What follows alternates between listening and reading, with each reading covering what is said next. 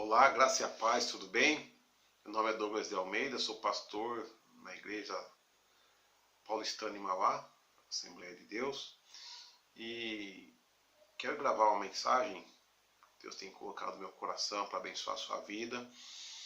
E antes, porém, eu peço que você se inscreva no canal, essa mensagem abençoa a sua vida, curta, compartilhe, comente, que realmente vai abençoar o meu ministério. A palavra que eu quero compartilhar com você se encontra em Êxodo capítulo 2, verso 1, do verso 3 especificamente até o 10, mas eu vou começar a partir do verso 1, que diz assim, um homem da tribo de Levi, descendente da mesma tribo, a mulher concebeu e deu à luz a um filho. Vendo que ele era formoso, escondeu por 3 meses. Não podendo, porém, escondê-lo por mais tempo, tomou um cesto de junco e o revestiu de betume e piche. Então pôs nele o menino e largou-o entre os juncos à beira do rio. Sua irmã postou-se de longe para saber o que havia de acontecer. A filha de Faraó desceu para lavar-se no rio e as suas donzelas passeavam pela beira do rio. Ela viu o cesto no meio do rio, no meio dos juncos, e enviou sua criada para tomá-lo. E abrindo, viu o menino, e ele chorava, e ela teve compaixão dele, e disse: Esse menino é o dos hebreus. Então disse sua irmã, a filha de Faraó: Queres que eu vá chamá-la uma ama entre as hebreias, que crie esse menino para ti? Respondeu-lhe a filha de Faraó: Vai. Foi, pois, a moça e chamou a mãe do menino. Então lhe disse a filha de Faraó: Leva este menino e cria, que eu te darei o teu salário. A mulher tomou o menino e o criou. Sendo o menino já grande, ela o trouxe à filha de Faraó, que o adotou. Ela lhe pôs o nome de Moisés e disse: Das águas o tirei. Há pessoas famosas que foram adotadas. Por exemplo, John Lennon foi criado pela tia, e a sua tia o influenciou no gosto musical. Nelson Mandela, seu pai faleceu quando tinha apenas 7 anos de idade. Ele foi adotado pelo líder da sua tribo e anos mais tarde tornou-se o presidente da África do Sul. Ou seja, muita gente reclama que não foi criado pelos pais biológicos, que os que teve, os pais foram ausentes, e alguns se tornaram criminosos ou não foi bem sucedido na vida e culpam os pais. Mas eu quero dizer para você, e nesses dois casos? O que podemos pensar sobre John Lennon e Nelson Mandela? Então eu quero falar para você, pai e mãe, por mais cuidado que você tenha com seu filho, o seu cuidado com ele tem um prazo. Por mais cuidado que você tenha, vai chegar uma idade que você não terá mais o controle. Veja aqui o que aconteceu com essa mãe. Verso 3. Não podendo, porém, escondê-lo por mais tempo, tomou o cesto de junco, revestido de betume, e pôs nele o menino. E largou-se entre os juncos à beira do rio. Ou seja, a mãe teve o filho, protegeu de Faraó, que queria matá-lo. Mas ela só conseguiu escondê-lo, protegê-lo por 3 meses. Daí em diante, ela colocou no cesto o menino e colocou esse cesto no rio. Ou seja, nós podemos entender o quê? Que entregar essa criança, colocar essa criança no rio, significa o quê? Entregar os cuidados de Deus. Ou seja, pai e mãe, se você tem filho adolescente, ou filho adulto, ou filho que está dando trabalho, saiba que Deus não perde o controle. Entregue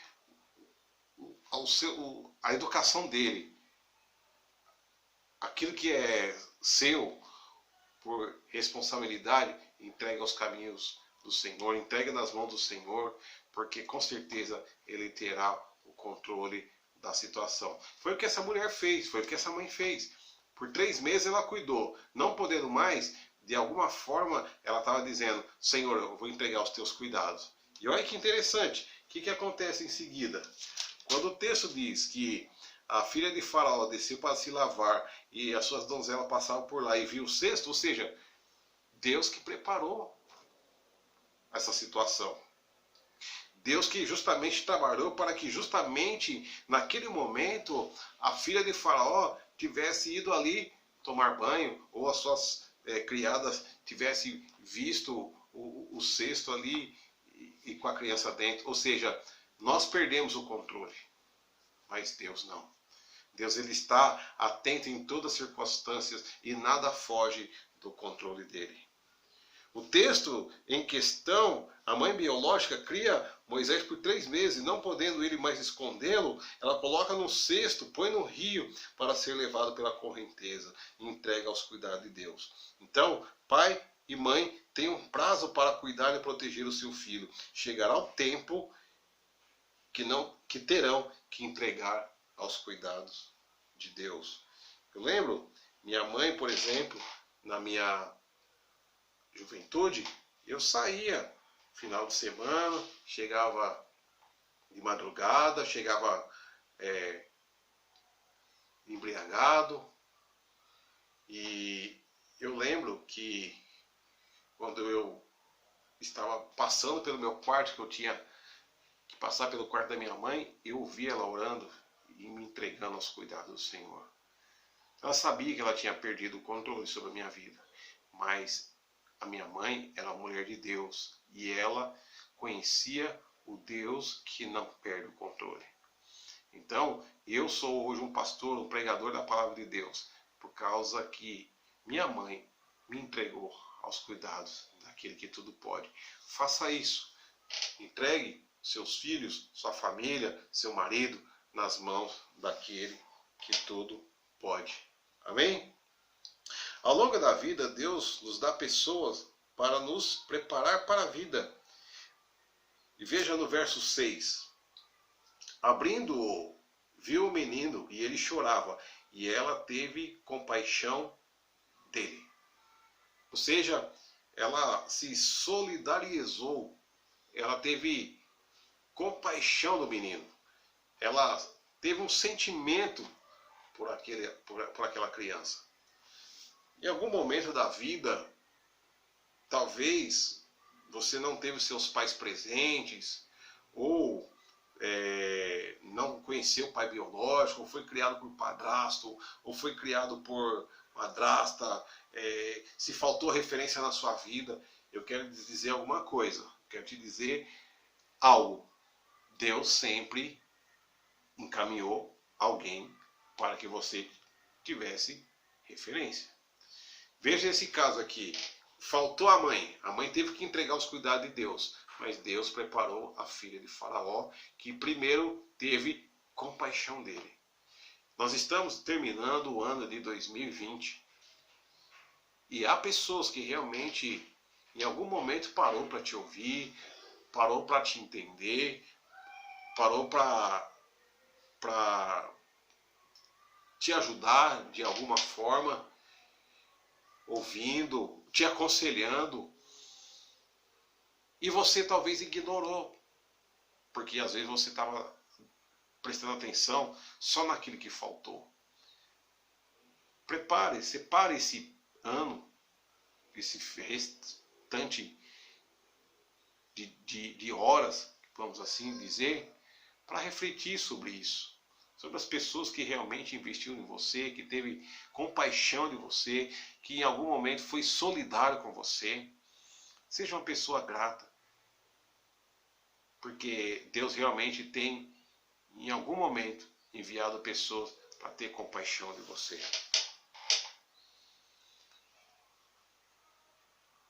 No verso 9, vai dizer assim: então disse-lhe a filha de Faraó: leva esse menino, cria-o, que eu lhe darei o teu salário. E a mulher tomou o menino e o criou. A filha de Faraó, ela não só teve compaixão do menino, mas ela investiu financeiramente na vida dele. Ao longo da vida, nós precisamos entender que tem pessoas que investiu em nós, que investiu recurso, que investiu tempo, que investiu conhecimento. Lembra do seu professor? Quanto que ele estudou, se dedicou, e muitas das vezes você não valorizou das tarefas. A gente reclama hoje de não ter, talvez, um bom salário. Será que nós valorizamos o sacrifício que os nossos pais fizeram para pagar os nossos estudos, pagar o material, o uniforme? Será que nós valorizamos? Será que nós refletimos ou nós só apenas reclamamos? Então pare para refletir nesse final de 2020. Pessoas que investiu financeiramente na sua vida, talvez seja um tio, uma avó, alguém distante, de alguma forma te deu uma bolsa de estudo e que você talvez não soube agradecer, não soube valorizar, mas nem por isso você não teve oportunidade. As oportunidades, elas vêm, elas passam, e muitas das vezes nós deixamos passar desapercebidos. Mas essa mensagem é justamente para fazer você refletir, para você relembrar daquilo que Deus tem enviado, daquilo que Deus tem feito por você. E mais uma outra coisa, verso 10. Sendo o menino já grande, ela trouxe a filha de Faraó, que o adotou.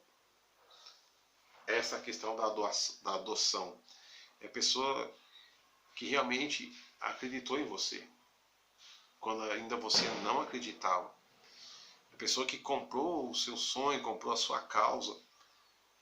Alguém que você compartilhou o projeto e a pessoa disse que estava com você.